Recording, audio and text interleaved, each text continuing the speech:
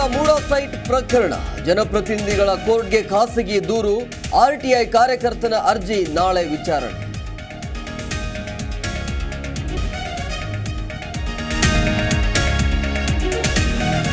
ನಮ್ಮಿಂದ 25 ಭ್ರಷ್ಟಾಚಾರದ ಬಗ್ಗೆ ಪ್ರಶ್ನೆ ಎಚ್ಚರಿಕೆ ಯಾವುದಕ್ಕೂ ಉತ್ತರವನ್ನೇ ಕೊಡ್ತಿಲ್ಲ ನಿಲ್ಲದ ಎಚ್ಚರಿಕೆ ವರ್ಸಸ್ ಡಿಕೆಶಿ ವಾಕ್ ಸಮರ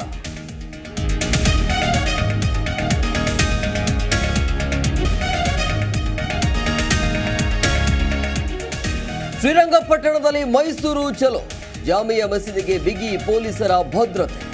ವರಿಷ್ಠರ ವಿರುದ್ಧ ರವೀಂದ್ರ ಶ್ರೀಕಂಠಯ್ಯ ಸಿಟ್ಟು